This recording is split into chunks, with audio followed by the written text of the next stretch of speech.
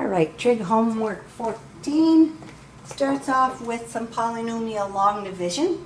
We are going to divide 6x minus 2 into 24x to the third plus 4x squared plus 14x plus 3. And when you do polynomial long division, you want to make sure that this is in descending order. These first ones, they'll put them in order, and then on the next ones, they'll mess them around. But to the third power, to the second power, to the first power, and then, of course, to the 0 power, our constant term.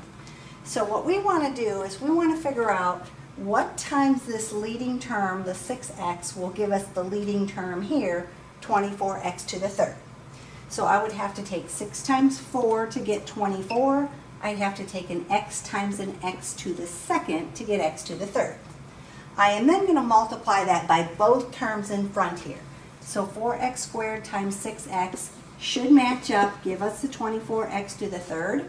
4x squared times negative 2 is negative 8x squared, and I'm going to line that underneath my x squared term. Then what I'm going to do is subtract so that I can cancel out my leading term. So this is going to become negative. This is going to change to a positive. Since I'm subtracting a negative, I got to change the signs. Cancel out my leading term, bring down my stuff.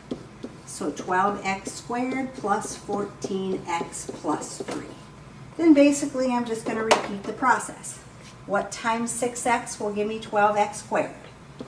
I need to take 6 times 2 to get 12, and x times x to get x squared. I do need my sign in there. It's a positive 2. So 2x times 6x is 12x squared. 2x times negative 2 is a minus 4x. Then I have to subtract, so I change my signs. Cancels that out. That's going to give me 18x plus 3 that I'm going to bring down. And I keep going until my exponent on my variable here is lower than my exponent on my variable here. It's still the same, so I can still keep going. What times 6x will give me 18x? I just need a 3. 3 times 6x is 18x. 3 times negative 2 is minus 6. But then I have to subtract, so I change my signs, and I get a remainder of 9. So my quotient, 4x squared plus 2x plus 3, my remainder is 9. Now if I wanted to check my answer, I'm going to take my divisor times my quotient and add my remainder. So I would take 6x minus 2 times 4x squared plus 2x plus 3 and add the 9 to that. So 6x times 4x squared, 24x cubed. 6x times 2x, positive 12x squared. 6x times 3, positive 18x. Negative 2 times 4x would be negative 8x squared. Negative 2 times 2x, minus 4x. Negative 2 times 3, minus 6. And then, of course, the plus 9 that was on the end. So looking at that, combining all my like terms, I've got the 24x cubed. I've got a 12x squared minus an 8x squared. 12 minus 8 is positive 4x squared. I have 18x minus 4x. 18 minus 4 would give me 14x. And then I have a negative 6 plus a 9, which is a positive 3. So you can see that I got the exact same thing that I started with, so I know that that should be my answer. You don't have to check them, but if you do want to check them, that's how you check it. The divisor times the quotient, add the remainder, and we should get what we started with there.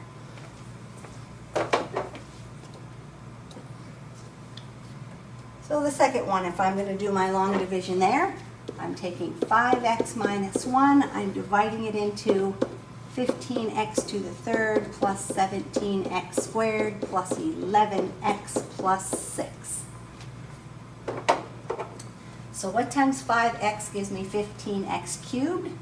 I need 3x squared. 3x squared times 5x is 15x to the third. 3x times the minus 1 would be minus 3x squared. Then I have to subtract. So I change my signs, cancel out my leading term. 17 plus 3 would give me 20x squared plus 11x plus 6 then. So what times 5x gives me 20x squared? I need a positive 4x. 4x times 5x is 20x squared. 4x times a minus 1 is a minus 4x. But then I have to change my signs so I can cancel out my leading term. 11x plus 4x is 15x plus 6. So what times 5x gives me 15x? I need a plus 3. 3 times 5x is 15x. 3 times minus 1 is minus 3. I have to subtract, so I change my signs. And hey, again on this one, the remainder is 9. So my quotient, 3x squared plus 4x plus 3. My remainder is 9.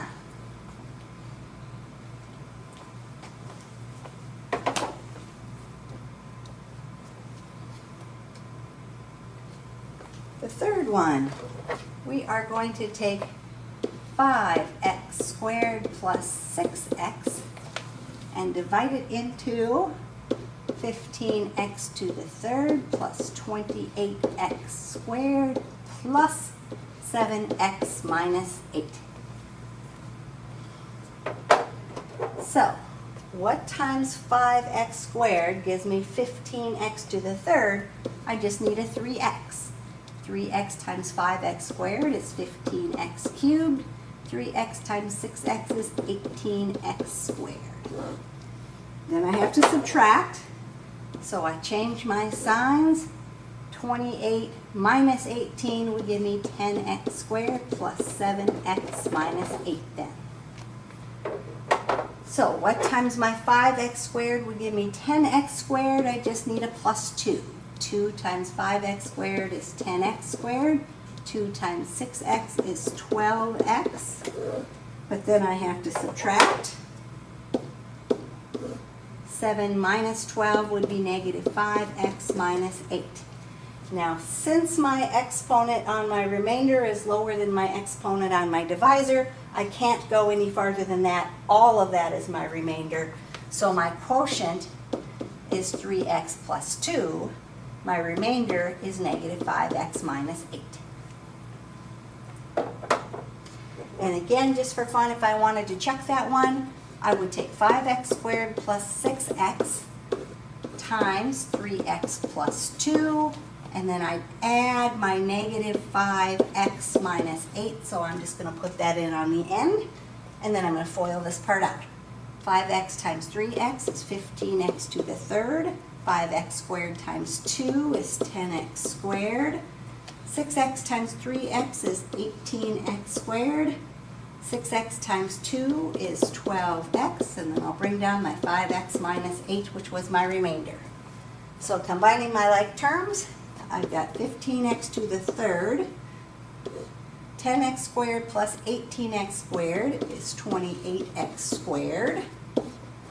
12x minus 5x is a positive 7x, and then the minus 8. I look up here, it matches up with what I started with, then I know I probably did the problem right. My quotient 3x plus 2, my remainder negative 5x minus 8. All right, 4, 5, and 6 is on synthetic division. Synthetic division is the same thing we could do by doing long division, but it's a way to shorten it up. So what we're going to start by doing to set up our synthetic division table is taking the divisor, the x minus 4, setting it equal to 0, so x equals 4. So that's where the 4 from the outside came from. Then they use the coefficients of their polynomial here. So negative 1x to the third, 3x to the second, 6x to the first, minus 8.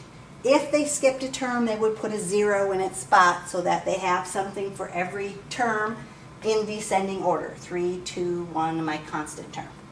So when I do synthetic division, what I'm going to do is just first of all drop down this first term. I'm going to put it underneath so you can read it, -1. Then you're going to multiply this times this, so that's going to be -4. You're going to add 3 plus -4, -1 again. Multiply 4 times -1, -4, add 6 plus -4, 2. Multiply 4 times 2 is 8, -8 plus 8 is 0. So what happens is these are the coefficients of your answer 1 degree less than your original polynomial. So I would have -1x to the second minus 1x to the first plus 2x to the 0. Of course, I don't need the 1's in front. So -x squared minus x plus 2. The n number is your remainder. In this case, we got a remainder of 0. Now, we could have gotten the same thing by doing long division. Just for fun, if I do long division, x minus 4 divided into -x to the third plus 3x squared plus 6x minus 8. If I'm going to do long division, what times x gives me -x to the third? Well, I'd have to have a -x squared. -x squared times x is -x to the third. -x squared times a -4 is a positive 4x squared. But then I have to subtract, so this becomes positive, this becomes negative, and I cancel out my leading term. So -x squared plus 6x minus 8. What times x gives me a -x squared? I'd need a -x. -x times x is -x squared. -x times -4, positive 4x. But then I have to subtract. This becomes positive, this becomes negative. I cancel out my leading term. 6x minus 4x is 2x minus 8 then. What times x gives me 2x? I need a plus 2. 2 times x is 2x. 2 times a -4 is a minus 8. But then I have to subtract, so I change my signs, and my remainder is 0. You see I got the same answer, -x squared minus x plus 2 with a remainder of 0. This certainly, hopefully, was a whole lot quicker and easier than the long division, and so that's why we like to do synthetic division. But we can only do synthetic division if my coefficient of my x is 1, and so if it looks something like x minus 4 or x plus 2 or something like that, then I can do synthetic division, which is a lot quicker and easier to do.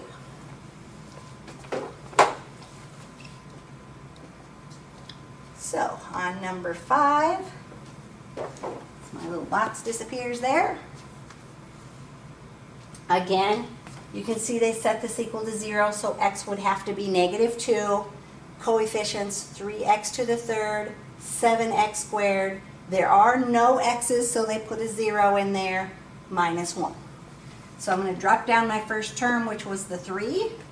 -2 times 3. Excuse me, is -6. 7 plus -6 is 1. -2 times 1 is -2. 0 plus -2 is -2. -2 times -2 is a positive 4. -1 plus 4 is 3.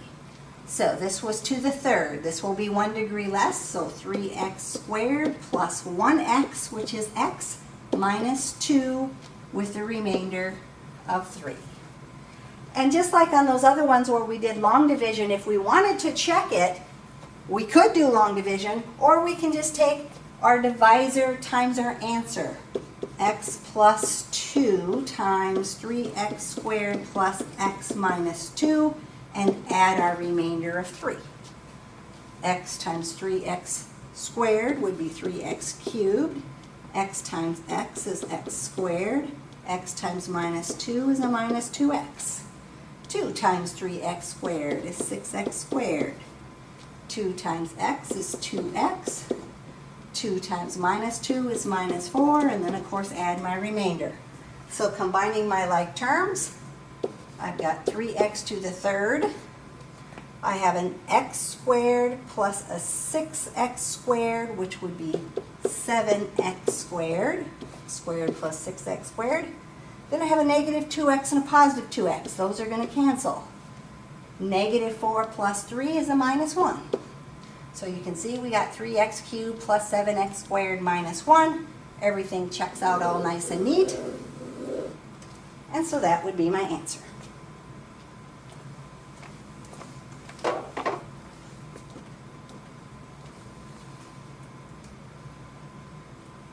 So number 6, again we're going to do synthetic division. Drop down our first number, which is the 2. Negative 3 times 2 is negative 6. Add 10 plus negative 6 is 4. Negative 3 times 4 is negative 12. 9 plus a negative 12 would be minus 3. Negative 3 times negative 3, positive 9. Negative 7 plus 9 is 2. Negative 3 times 2 is negative 6. 5 plus negative 6, negative 1. This was a 4th degree polynomial, so this is going to start with the cubed. 2x to the 3rd plus 4x to the 2nd minus 3x plus 2. My remainder, almost looks good, is minus 1. And so that is synthetic division.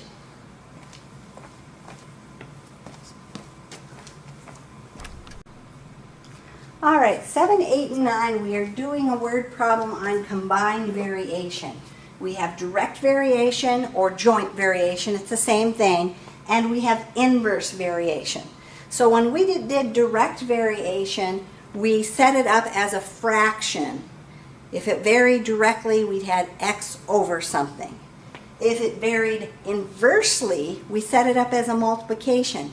Now again, I do these different than on the LX program because the LX program has you find the constant of variation first. But if you're not looking for the constant, it's quicker just to set up your problem without finding that constant first. So if I'm going to set up my formula, it says the force needed to keep a car skidding or from skidding on a curve varies inversely as the radius of the curve. So the force varies inversely as the radius. I would multiply the force times the radius.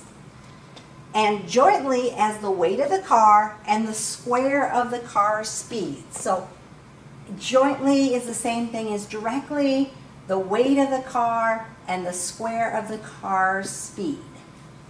So for each part, I want to set up one fraction equal to the other fraction with the information that I know.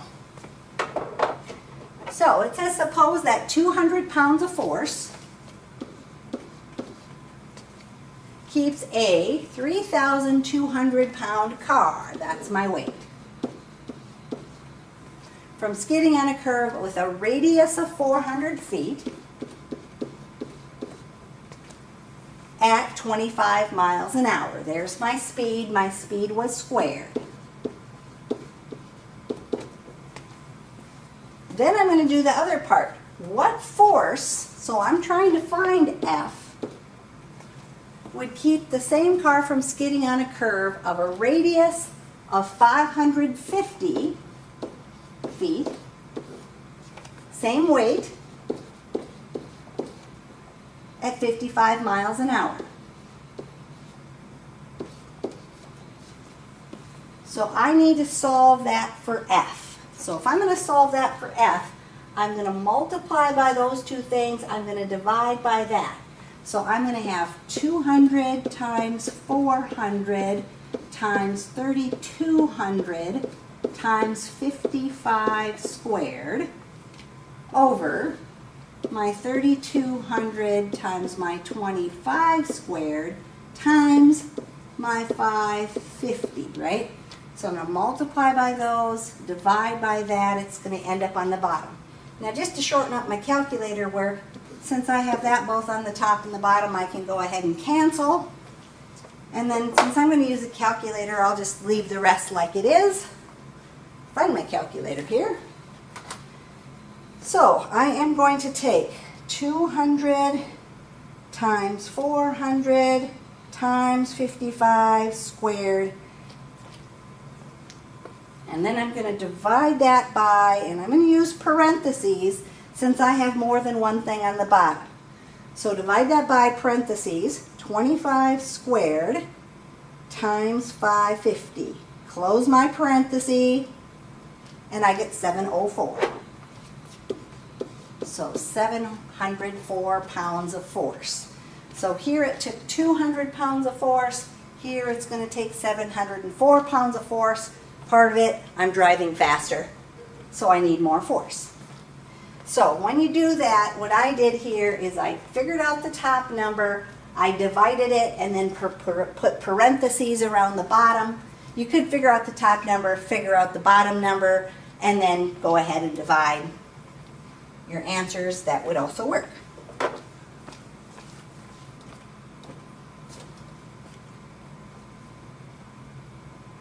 So number 8 here, if I'm going to set this one up, it says the drag of force F on a boat varies jointly with the wet surface area. So this time I'm going to have F over the area, jointly as the area of the boat and the square of the speed.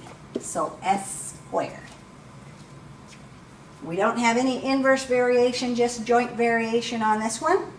So it says a boat with a wet surface area of 50 feet squared is traveling at 7 miles an hour. So we got to do 7 squared. Experience a drag force of 98 N. So I'm going to have 98 over 50 times 7 squared. We want to find the wet surface area, A, if it's traveling at 7.5 miles an hour and has a drag force of 135. So now when we solve this one, since my A is on the bottom, I have to think about cross multiplying. I would have A times 7.5 squared times 98 equals 135 times 50 times my 7 squared. And so in order to solve this for A, I'm going to divide by the 7.5 squared times the 98. So again on my calculator, I'm going to do the top first. So 135 times 50 times 7 squared. I'm going to hit equals, get my answer. If you wanted to, you could write it down. Then I'm going to divide it by and put parentheses around the bottom. So on the bottom I have 7.5 squared times 98. Close my parentheses, hit equals, and I get 60 for my wet surface area.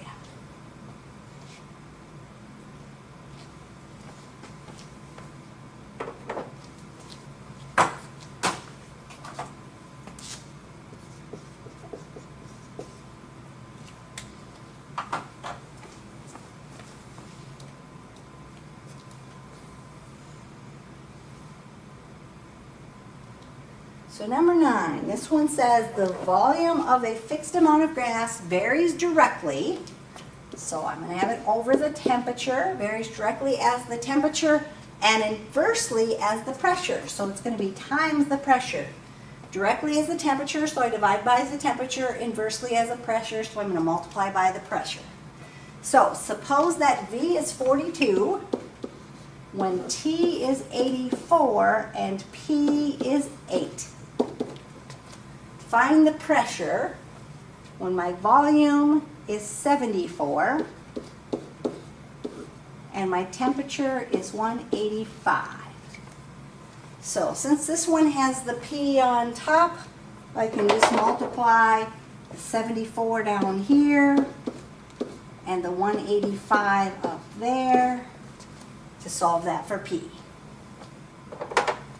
So again, I'm going to take the 42 times the 8 times the 185. I'm going to divide that and put in parentheses the 84 times the 74. Close my parenthesis. I get 10.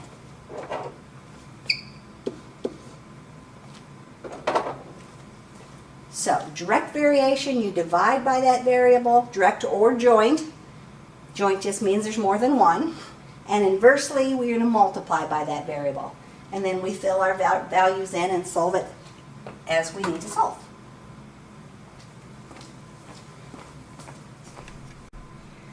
Now this next part of our homework page actually is chapter 4 because there was only 3 problems in chapter 3. So chapter 4, starting out here where I'm graphing an exponential function. So all I'm really going to do to graph my exponential function, since I don't have any pluses or minus, I don't have any shifts to my graph. So I'm going to use that same basic table that we use, -2, -1, 0, 1, and 2, because we know the center of our graph should be around 0. And then what I have to do is just plug my numbers in for x and solve. So I'm going to take 3/4 to the -2 power. We know if it has a negative exponent, we have to do the reciprocal, so 4/3. I'm going to square that. 4 squared is 16, 3 squared is 9, so 4/3 squared is 16/9. Then I'm going to do the 3/4 to the -1 power, which just flips it upside down, so I get 4/3. Then I'm going to do 3/4 to the 0 power. We know that anything to the 0 power is always equal to 1. 3/4 to the first power, of course, stays 3/4. And then 3/4 to the second power. I'm squaring each of those, so 9/16. So we're going to have to use the plot point tool, that one that sort of looks like this, and when you click on it, you type in the ordered pairs. For now, I'm just going to estimate about where those values are. So -2 is at 16/9, which would be not quite to 2, because then I'd have to have 18/9. -1 is at 4/3, which is 1 1/3.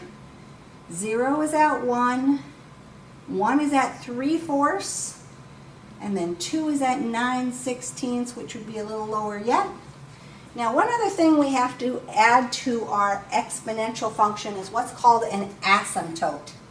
An asymptote is an imaginary line that the graph approaches and does not cross. Since this graph doesn't have a vertical shift, my asymptote is going to be right along that x-axis, and that's where it's always going to be unless there's a plus or minus something to move my asymptote up or down.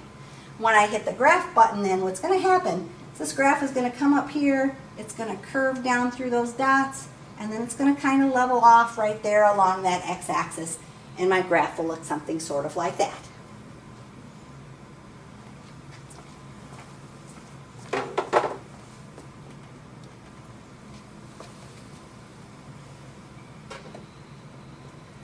So number 11, again, we're making our table.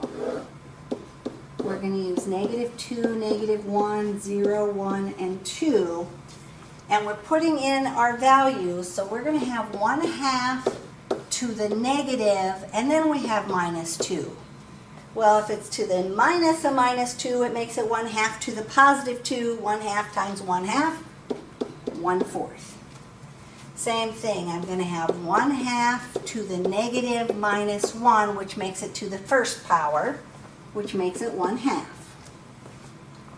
1/2 to the -0. Well, there isn't really such a thing as a -0. It's the same thing as the 0 power.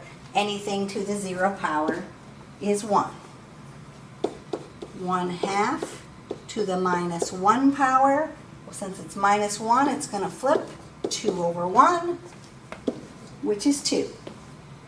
And then 1/2 to the -2 power. Again, it's going to flip, but we're going to square it, so 2 squared is 4. So we're going to plot those 5 points. -2 is up 1/4. -1 is up 1/2. 0 is up to 1. 1 is up to 2. And 2 is up to 4. Again, we have to make sure we put our asymptote on there. I forgot to mention that you will have a tool that looks something sort of like that, some dashes of a horizontal line, and the asymptote then is going to go right along that x-axis, and then my graph is going to come down here and level off right along that x-axis, so it will look something sort of like that.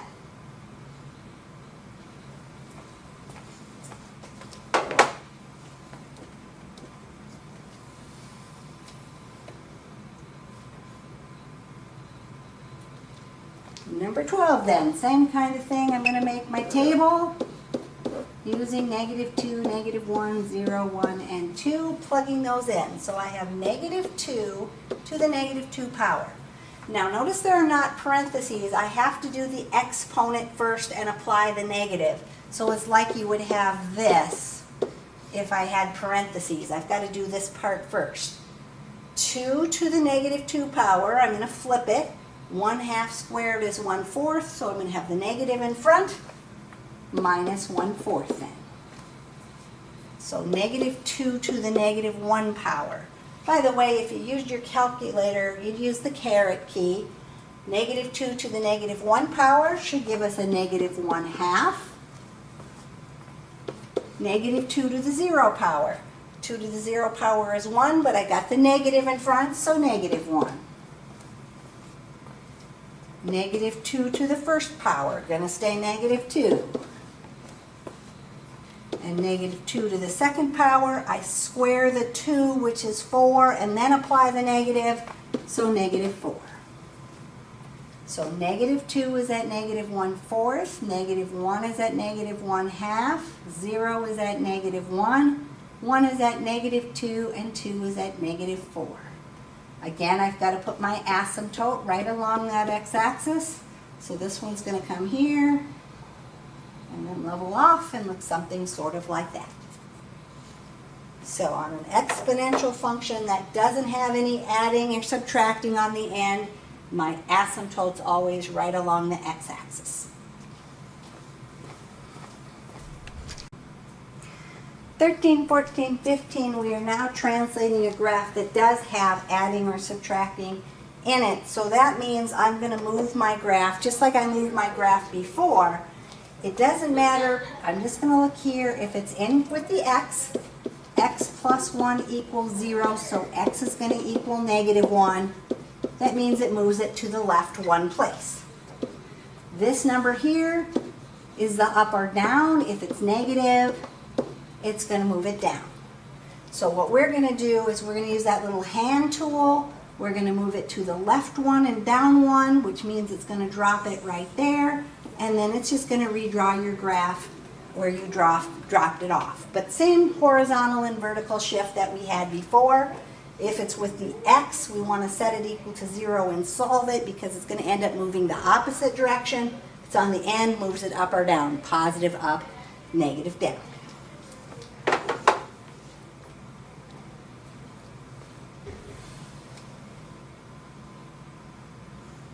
So number 14, if I'm going to translate that one, if x minus 1 equals 0, we plus our 1, which means it moves it to the right one.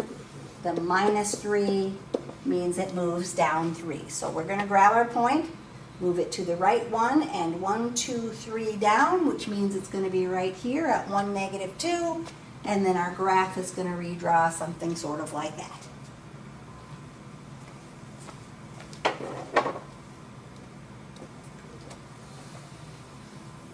And number 15, same thing. I'm going to translate my graph here. If x plus 4 equals 0, x is going to move to -4. This one's positive, so it's going to move up 3. So I'm going to move it to the left 4, 1, 2, 3, 4, and then up 3, 1, 2, 3. So it ends up being at -4, +4. And then, of course, my graph is going to redraw somewhere over there. So same as our regular translations. With the x, I move it over so it moves in the opposite direction on the x-axis. The number on the end goes in the same direction, positive if it's up, negative, then it goes down. 16, 17, 18, evaluating an exponential function that models a real-world situation. On these ones, they're going to set up the equation for you, but later on, we're going to have to set them up ourselves. So just to explain where we got all of this stuff, it says if the rate of inflation is 3.9% per year, the future price, P of t in dollars, of a certain item can be modeled by the following exponential function, where t is the number of years from today. So, $3,000 is actually the price that what they invested or put in there. The 3.9%, because I'm gaining value, I have 100%, the full amount I invested, plus the interest. So 1 plus 3.9%, and then it's going to be to the t years. So what is the current price? Well, I could tell from looking at this that the current price is going to be $3,000, but if we were going to calculate that, we would say $3,000, 1.039 to the 0 power. Current price means I haven't spent any time yet. So anything to the 0 power is equal to 1. 1 times 3,000. 3,000 is my current price.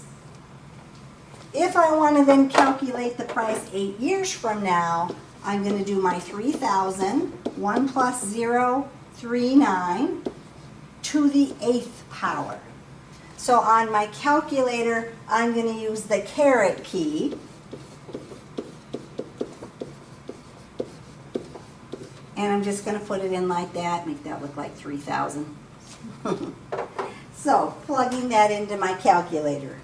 3,000, parenthesis, 1.039 caret to the 8th power, close my parenthesis, round my answer to the nearest dollar. I'm getting 4074.2, so I don't have to round it up. So 8 years from now, it's $4,074. So started out at 3,000, my inflation was 3.9%, so after 8 years, it's $4,074.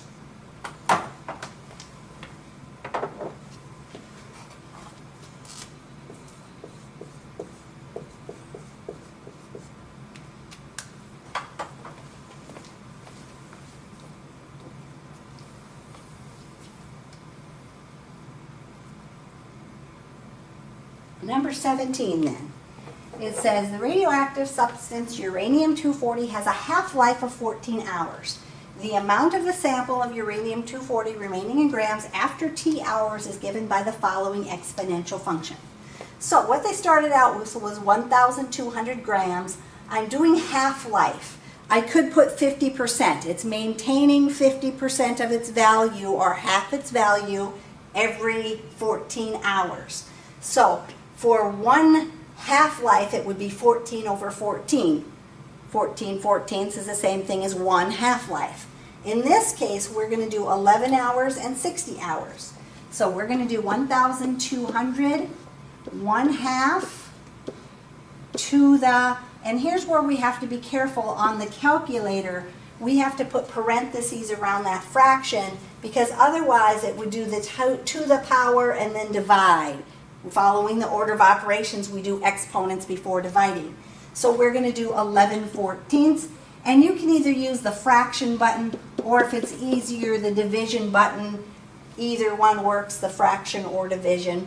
So in this case, we're not going to quite do one half-life. Half of 1,200 is 600, so we should have more than 600 left if we get it punched in correctly, just to kind of estimate to know where we're at. So 1,200 parenthesis, my half-life to the 11/14. So 11 divided by 14 or 11 fraction 14. It's easier for me to hit the division. So I came up with 696.0, and so 696 rounding to the nearest gram. Going to do the same thing after 60 hours. Now 60 hours means I'm going to have more than one half-life because for every 14 hours it cuts it in half, cuts it in half, cuts it in half again. So 1,200, my half-life, 1 divided by 2 or 1 fraction 2, to the 60 divided by 14. So 1,200 parentheses, do my half-life, to the 60 divided by 14, and I get 61.5, so I have to round that up to 62. So after 11 hours, I have 696. After 60 hours, I only have 62 left.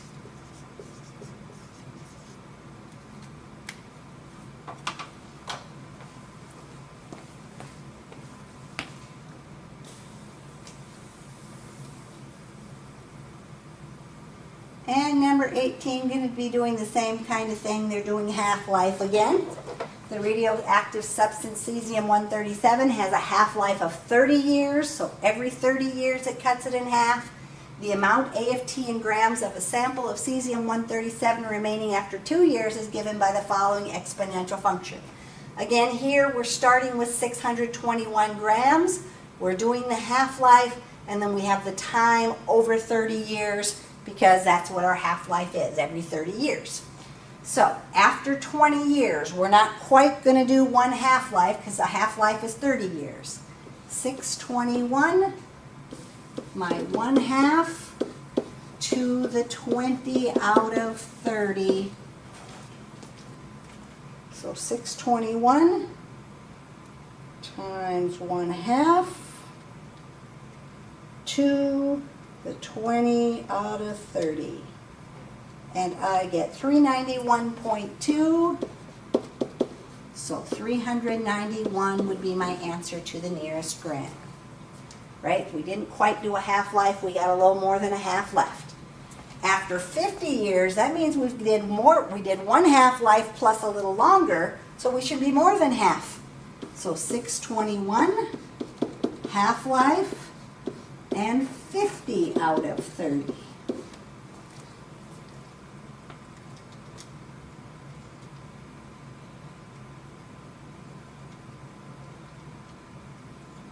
And if I put that in, I get 195.6, so I round it off to 196. Didn't quite do 2 half-lives, but 1 half-life would cut it in half. I'd be at 310 roughly, and then another half-life would cut that in half.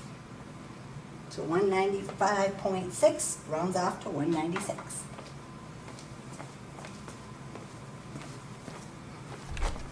(19, 20, and 21), we are evaluating an exponential function that has a base of e. E is kind of like pi. It's one of those standard values that always is the same number. It's an irrational value. On your calculator, on the Casio calculator, in order to calculate e, you're above the natural log button. The natural log button's way on the end that says ln. You'll see right above it in yellow is e to the x. So to calculate e, you hit shift, natural log, it puts the e there. Now if you have a Texas Instrument, you have to put parentheses around it. On the Casio, you don't really need them unless you're doing some other operation like adding or multiplying, but it doesn't hurt if I put parentheses around the 1. So what it looks like on my calculator is just e parenthesis 1. I'm not putting a caret key in there for the exponent, which to me seems kind of weird, but that's how the Casio works. E to the first power should give you 2.718 and so forth and so on. So 2.71 is approximately the value of e. And we're going to do some calculations that have formulas that have base e in them. So it says, the number of bacteria, P of t, in a certain population increases according to the following exponential function where t is measured in hours. So again, here we're starting with a population of 190. This is compounding continuously at a rate of 8% for t hours. So we want to find the amount after 3 hours. So what we're going to put in is 190. We got to do the e, which means you have to hit shift ln. And then right behind the e in parentheses, we're going to do 0.08 times 3. So 190, shift, natural log button, you should see the e on your calculator, parentheses, 0.08 times 3, close my parentheses, and I get 241.5. We're rounding it to the nearest gram, so 242 is where we want to round that off to. Same thing we're going to do, but now we're going to do 8 hours. So we're going to start with the 190. We want the e in there, 0.08 times 8. So 190, shift, natural log, in parentheses, 0.08 times 8, close my parenthesis, and I get 360.3. So rounding to the nearest gram, 360. So I started with a population of 190. It's increasing at 8%. After 3 hours, I have 242. After 8 hours, I have 360. It's slowly getting bigger and bigger and bigger.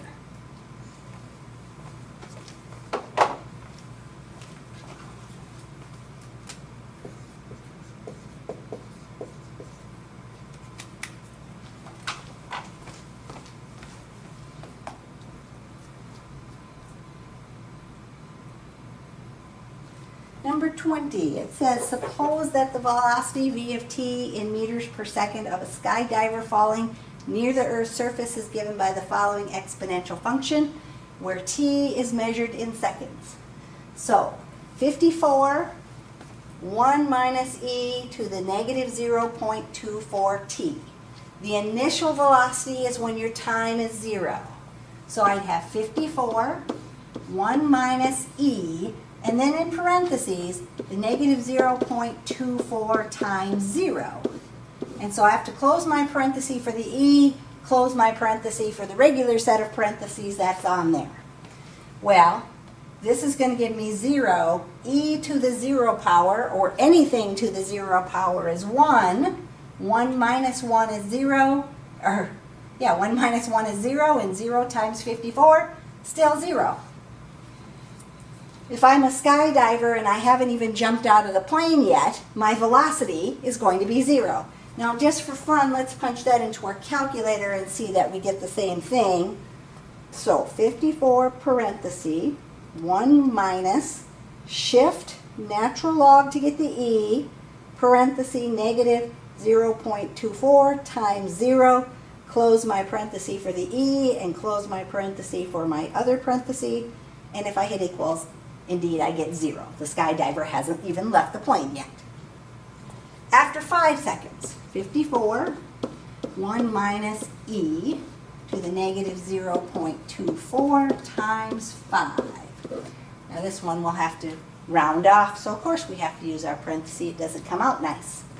So, 54, parenthesis, 1 minus, shift, natural log, parenthesis, negative 0.24 times 5, close my parenthesis again, hit equals. I'm getting 37.7, rounding that off, 38. So now he's falling 38 meters per second.